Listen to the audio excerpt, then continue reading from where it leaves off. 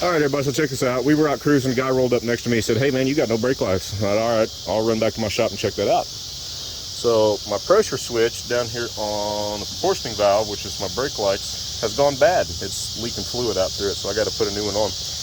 No big deal. I was like, well, how am I going to go cruise for the night and finish up, cruising for the weekend? I'm like, well, just got a switch, and we undid the wires and ran them through the firewall. And my buddy's like, "Hey, I seen this on Roadkill.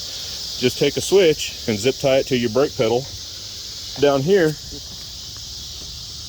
That way when you step on the brake pad, you step on this with your foot too, and it turns your lights on." So we're going to zip tie this and hook the wires back up to it. So when I step on this, and on the brake pad, or the brake pedal, it'll step on this button too, and turn my lights on for the night. So let's get that wired up and I'll show you what it looks like.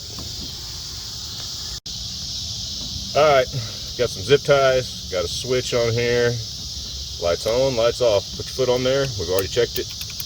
Light works like a perfect brake light. I've just zip tied the wire up and kind of looped it there. The brake pedal don't really move that much anyway, so that's fine. I need to cut this at an angle so I stab myself. But as my buddy said, watching roadkill works. Let's get back to cruising.